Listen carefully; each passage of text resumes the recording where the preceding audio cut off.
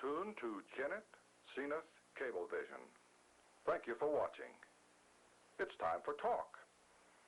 Each evening at this time, Monday through Friday, Rosemary interviews local personalities and others who bring items of interest to this community. Time for Talk is a community betterment service designed to cooperate with our local community betterment program. Tonight, Rosemary takes us by means of portable camera out of our studios and maybe into your neighborhood. And now, it's time for talk. Well, tonight, this is for the birds. It is really for the birds. First, we're going to talk about three kinds of birds, but I want you to look at these sweet little hummingbirds. Aren't they sweet? Aren't they precious? No. They spend most of their time being aggressive. Watch this. Watch this. A bird comes in and tries to go to the feeder, and one who's the kingpin chases him off. Did you see it again? There is one who is in control of this feeder, and he will not let anybody else come in and land. He watches all day. It's a wonder he doesn't starve to death trying to keep everybody else away.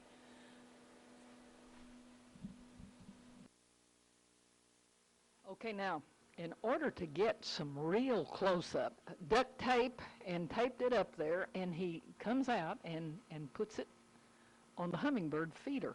Now, theoretically, this won't chase them away, have the camera this close, and so he has a wire now that I think he's going to poke through a hole in the screen.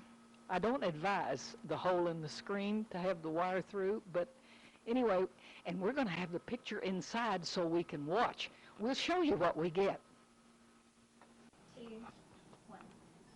Okay, now, as we sit here at the kitchen table, and this goes all day, and a bird may come in, and we're able to watch him feed, see the kind that comes in, and of course, most of the time they just fight with each other. Nobody can eat because they are having to chase somebody off. But so you see how we get close-ups, real close-ups, and how interesting it is to sit here and watch what's going on.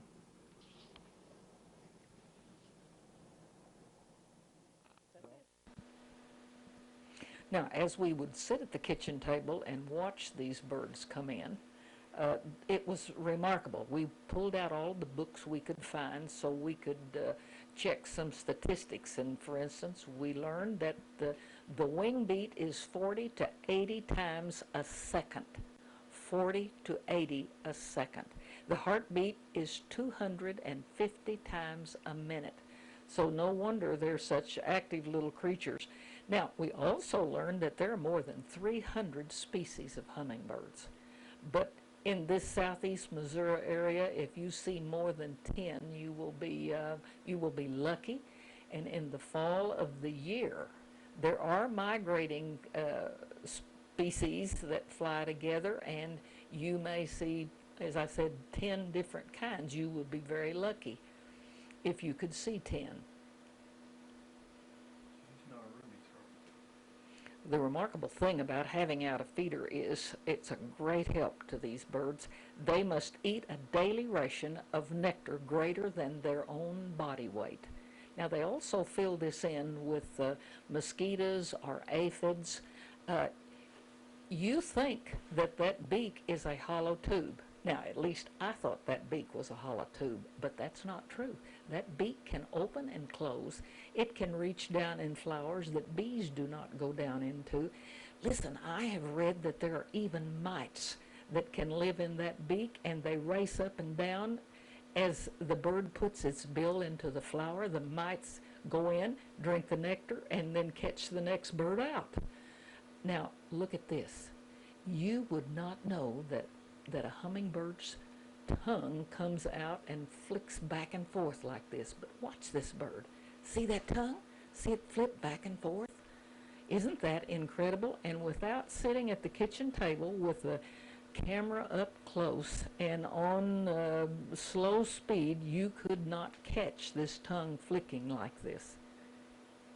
It's amazing to me to see that. Now the female is the only one that helps with the nest. She lays 2 coffee bean size eggs, and she makes the nest of old plant material and lichen, and she binds them together with spider webs. And then she has to work like crazy to find enough nectar for herself and to feed those babes. Now most everything we see here at our feeder is a ruby-throated hummingbird. And actually the female has the iridescent green back and feathers, but she has no ruby throat. She has a few little white feathers at the end of her tail to sort of distinguish her, but the male is the beautiful one.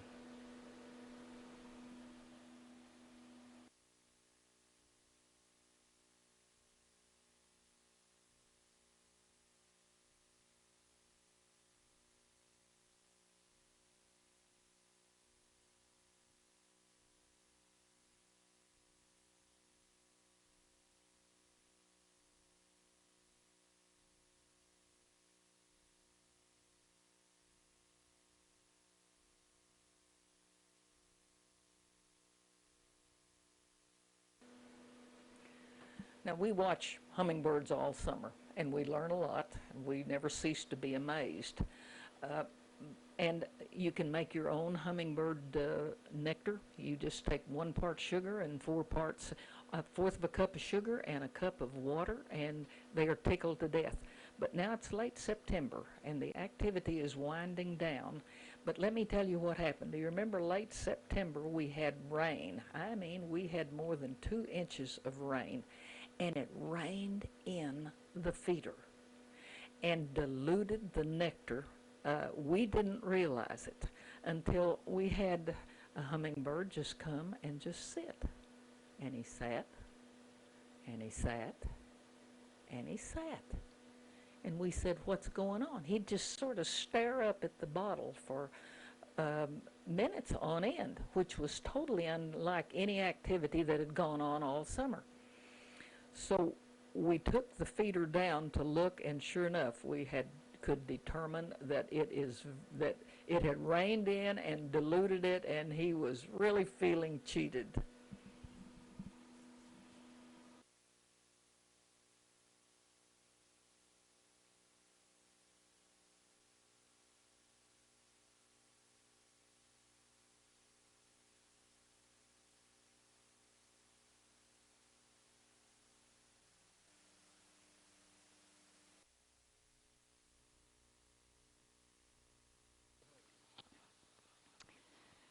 When we talk about hummingbirds, if you would really like to plant something that attracts hummingbirds, that's easy to grow, there are a million seeds, you can call Velma Hobbs and get all of the seeds you want for what she calls a cypress vine.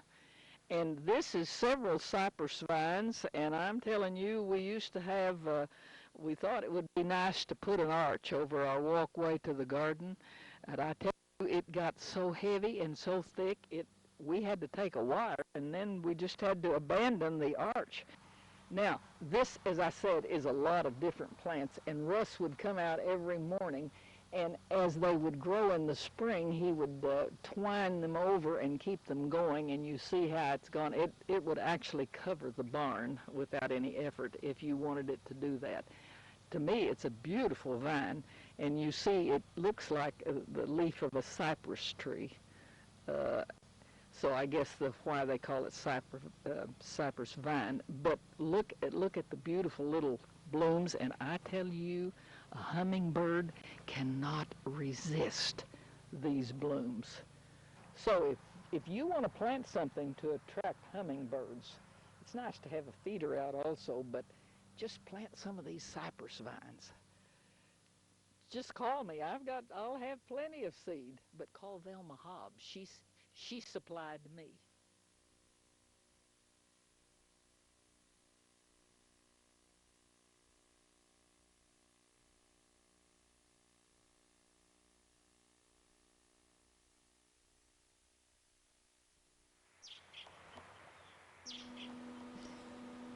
Now, as I said, we have a favorite pastime at our house. We love to sit in the backyard and watch birds. And watch this mother robin and the baby. The baby is maybe the first day out of the nest. I don't know. It's quite active for first day, maybe second day.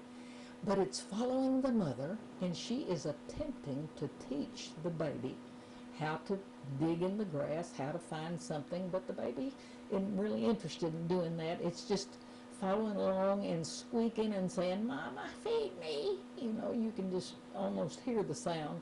And when the baby catches a glimpse of her digging in the grass or finding anything, oh, it rushes up, it moves its wings, it flaps its wings the whole time in expectation, and all the while it's running along saying, "Feed me, feed me, feed me." Now, you will watch as the mother really digs, and she is trying her best. Now watch those wings. See, that's the way they act in the nest when they're going to get something. So she's trying her best to show that baby, "Get your head in here and get to work. Just dig a little bit yourself." But no, the baby is, flapping its wings and saying, "Mama, here I am, find something to put in my mouth." And it takes about 3 or 4 days for the baby to get onto it.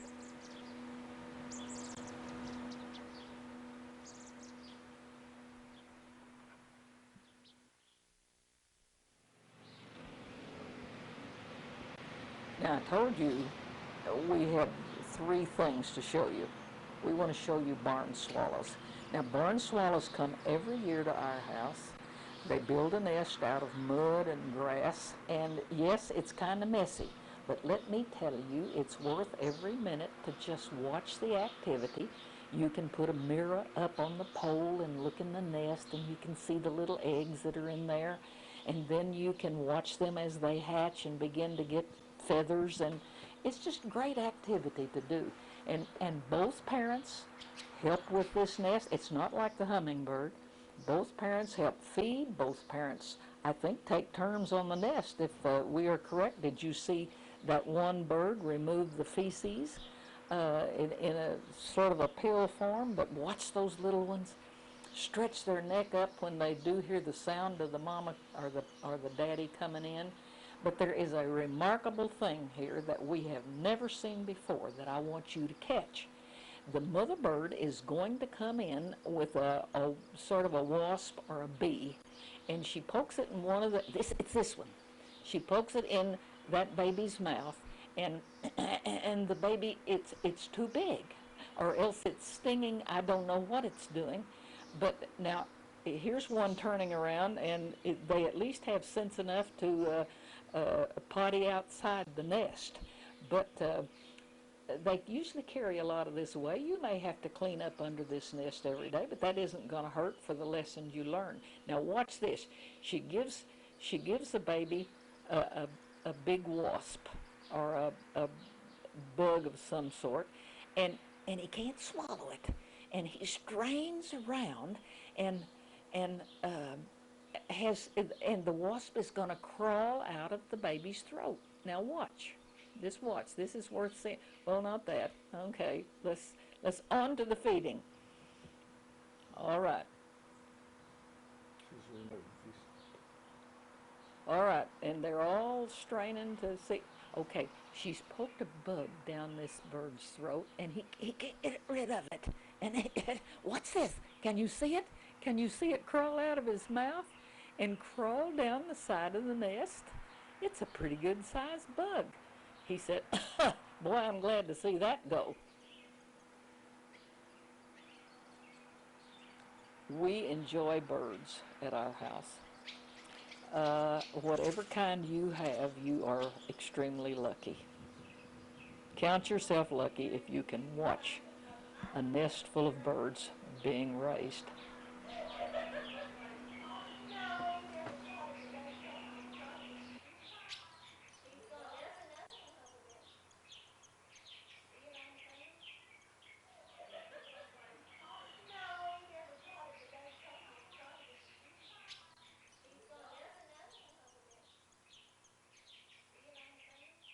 You have been watching Time for Talk.